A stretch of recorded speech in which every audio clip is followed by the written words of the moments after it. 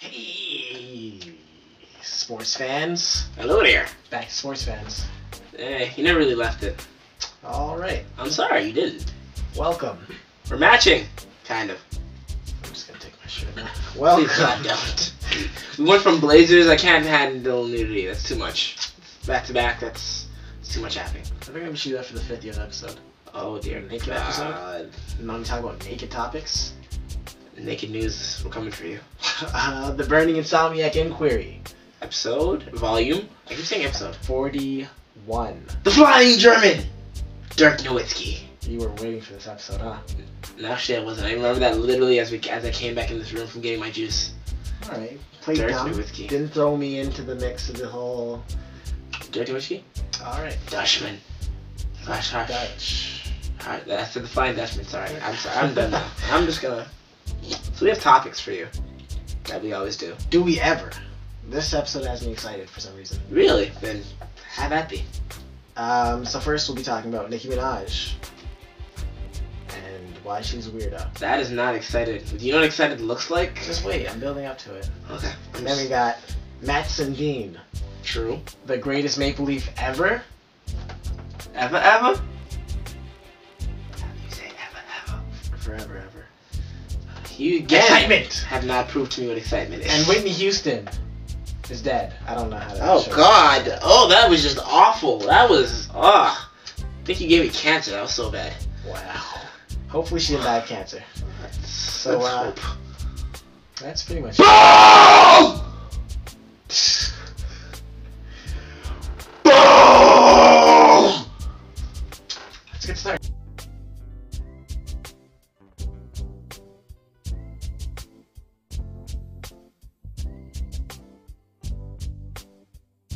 We're talking about Nicki Minaj! Is that your Nicki Minaj, your different voices thing? Yes, it was. Probably should have started with the British voice. I was like, why didn't you start with the British one? We're going to talk about Nicki Minaj today. Oi! Crikey! Crikey! Roman! Much worse than Nicki Minaj's voice. Wow, surprisingly. Still better than the performance, though. Wow, really? You didn't like it? It's not that I disliked it, I just disliked that it happened. It was... You remember that episode of Family Guy when they're talking about Garth Brooks' alter ego making an album? Yes. And how stupid... That's what that was to me. It was a reach that was not needed. I mean, I get you're trying to be different, or that was what it was. It was just too much trying. You tried too hard. She was doing too much. She needs to pop down. Pop down. Please. So for those of you that don't know, at the Grammy Award, it was a 2012 Grammys. Oh, look at you know the year. I think it was 86, but I didn't want to push it. I didn't want to push it. Nicki Minaj had a blasphemous performance. I was going to say interesting, but sure. Interesting is also a good word for it.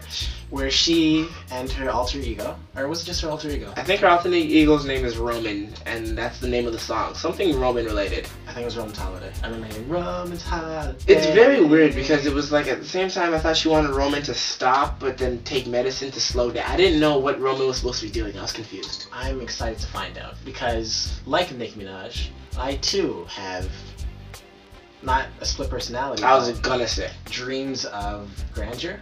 I think I'm a lot more interesting than people know. Okay. And this is what I think people dislike about me, or like don't know about me, or don't quite grasp about me, is I like trying new things, even though they make me seem like a friggin' weirdo. Seem like. Like wearing blazers with a sweater, or I don't know, sacrificing a goat to a god that doesn't really respond to you. But yeah, Nicki Minaj, she's fantastic. And although I do not like most of the songs that she's making, I respect her for trying. I would respect her more if she wasn't trying right after the white weirdo was just doing this. And for those of you who don't know, the white weirdo is Lady Gaga. Right now, she was the one who has that weirdo market cornered. So that Nicki Minaj sees that and is like, oh shit, everyone wants to fuck with the weirdo market, then I'm gonna be the black Lady Gaga, and that's not so cool with me. I feel like that's not a fair title to give her. I think she'd be a weirdo regardless of whether she's black or not. It's not like she's making weird stuff in a black way. She's just weird herself. I feel like she started off with the hip hop. I'm gonna come hard. I'm the baddest bitch in the game.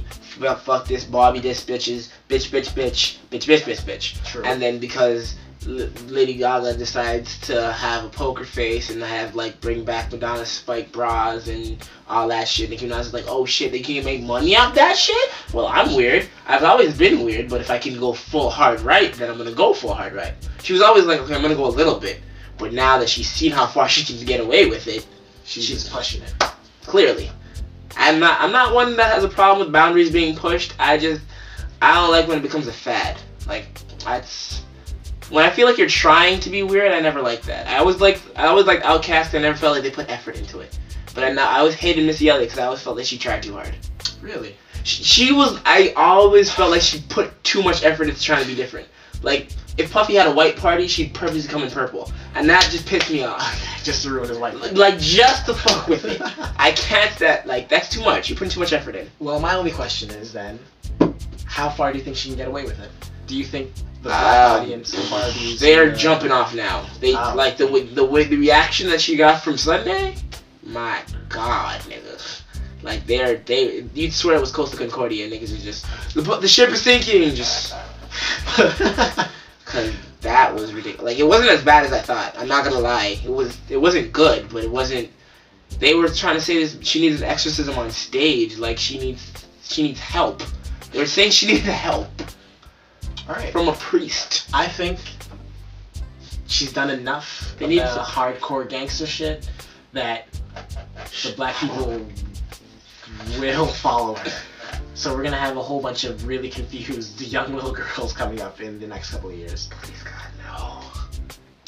Girls were scary enough as is. I'm so glad I'm not 7 years old anymore. If I ever had to go back. Get eaten alive, my friend. Shh. Put it in my mouth. Just...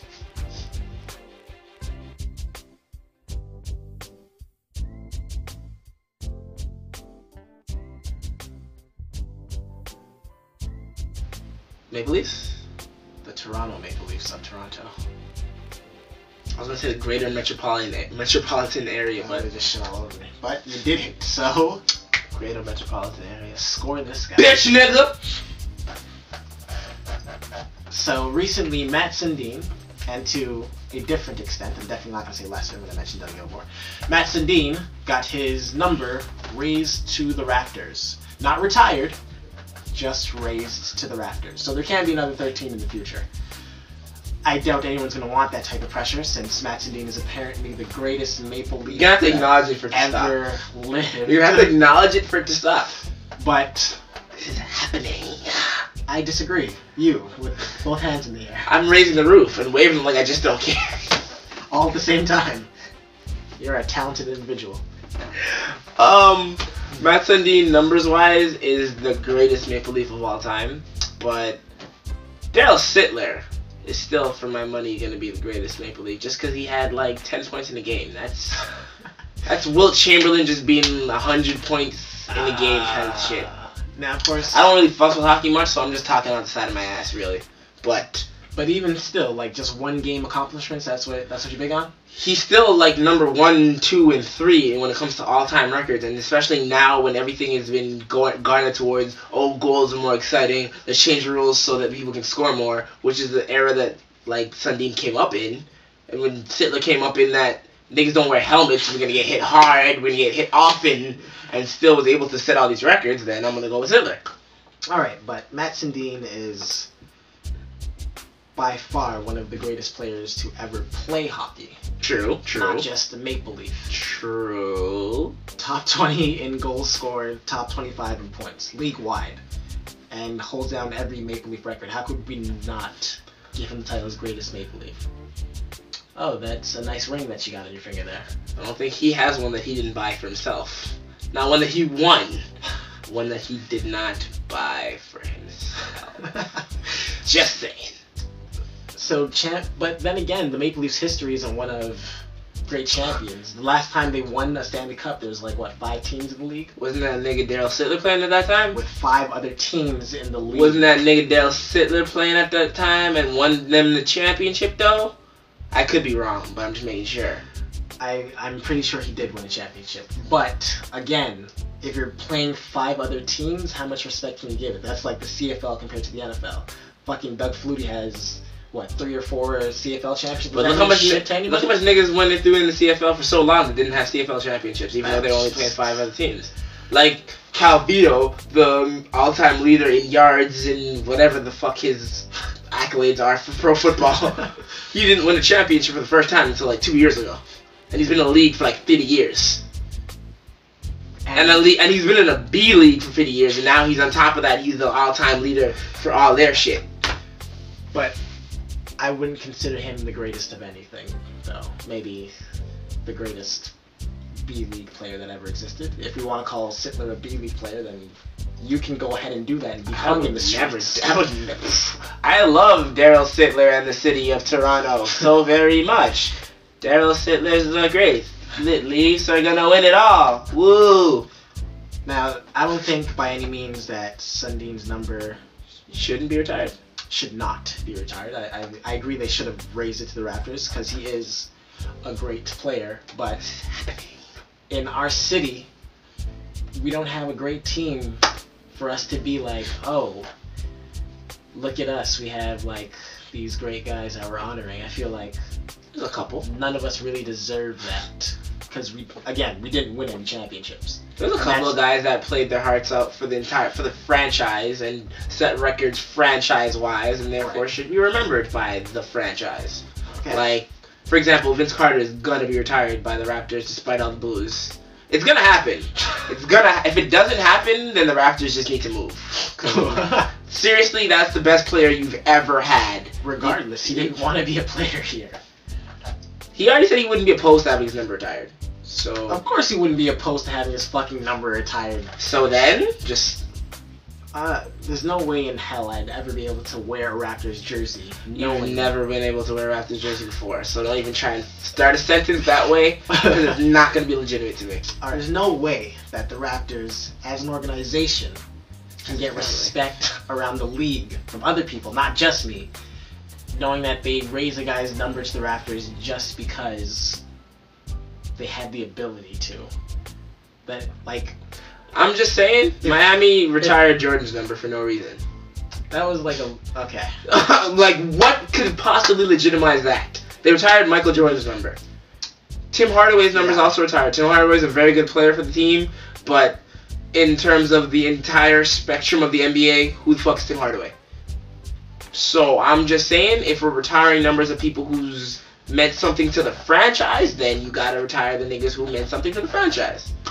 As Matt Sundin, he was, for the last 15, 20 years, he was that guy. So they have to put him up there. Okay, you say that now, but did you know that the San Antonio Spurs retired Bruce Bowen's number? I know. Bruce Bowen, who averaged 8 points, I believe. I'm gonna say like 4 rebounds. I don't know. I'm making these numbers up, but I can't be that far off. And let's say 1.5 assists per game. Are we holding him to the same standard that we're holding Matt's and Tim Hardaway to, and anybody else who gets a number raised to the Raptors? You have to have some sort of accountability. You know what the saddest part is? For the longest time, I thought like teams retiring teams and their own players' numbers was the most ridiculous thing ever. I forget that was what the Hall of Fame was for. I don't know why you need to retire a number, make sure it's not applicable, not use it. I felt that was pointless. But So many teams honor guys that, like, for example, the Lakers would probably retire Derek Fisher's number.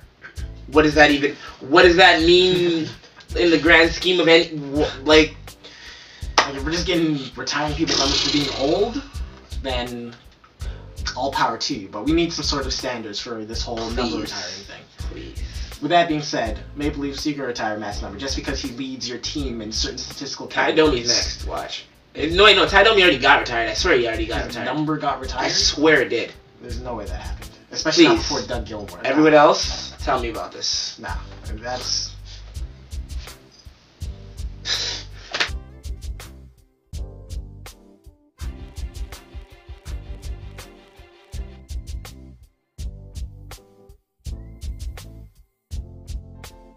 Burlap. I had to burp just as we started that. So. That's an entrance. That's how we honor Whitney Houston here, people. And by we, I mean Illivo over here. Too Easy loves it, Whitney. I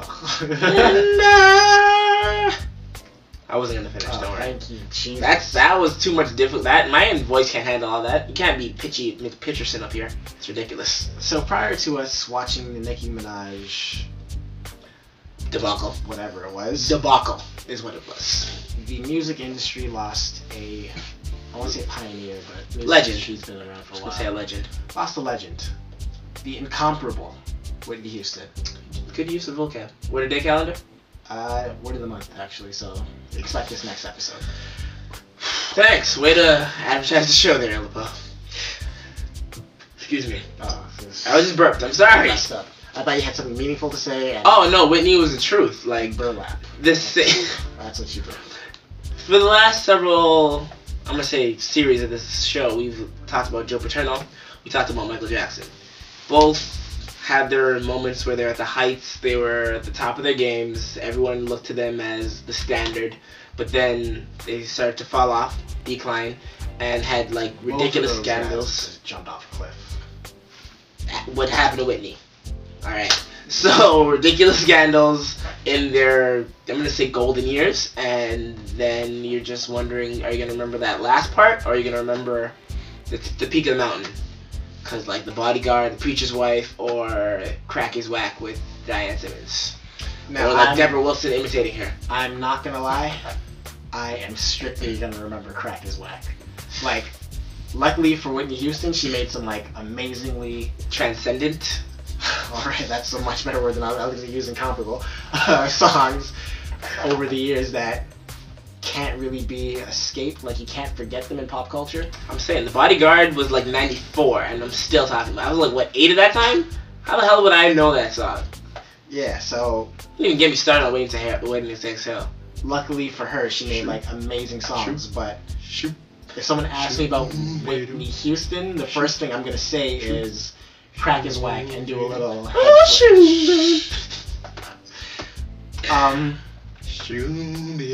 Now Whitney's gonna be buried this weekend. Saturday, I believe. And from what I've heard, Whitney's partner in Crack Last, is Whack, like, 20 years. Bobby Brown, is not being allowed into the funeral. I just had baby daddy. Please stop blaming Bobby Brown for Whitney dying. 1, he did not shove crack up her nose. 2, we don't know what she died of yet. Toxicology reports are coming back for 6 weeks.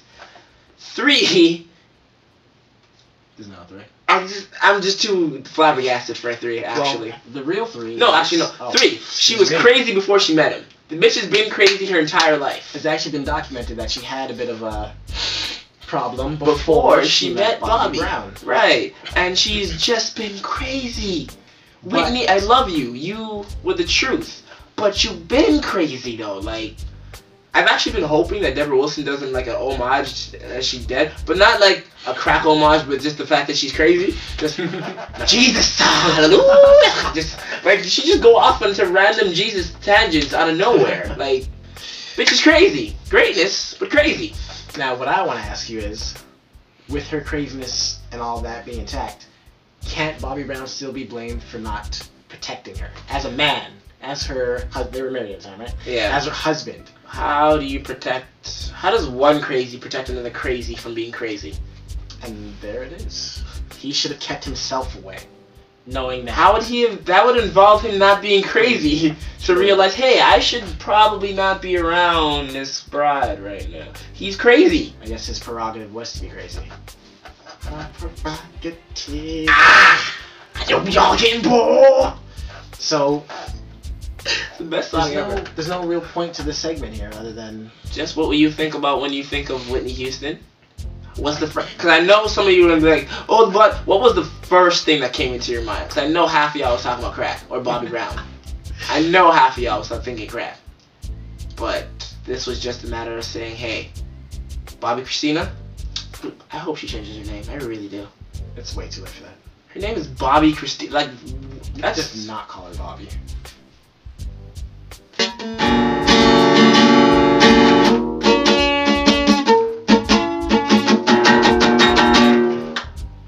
felt right. That one felt right. I feel like that might have been the cause of her death. Too much? Too soon? So, for this volume's tip. Tip. Oh, I didn't say tip of tip. So yeah. Tip of the tip. Okay. You have to say tip of the tip. That's what branding is. I feel like the sign should have said everything.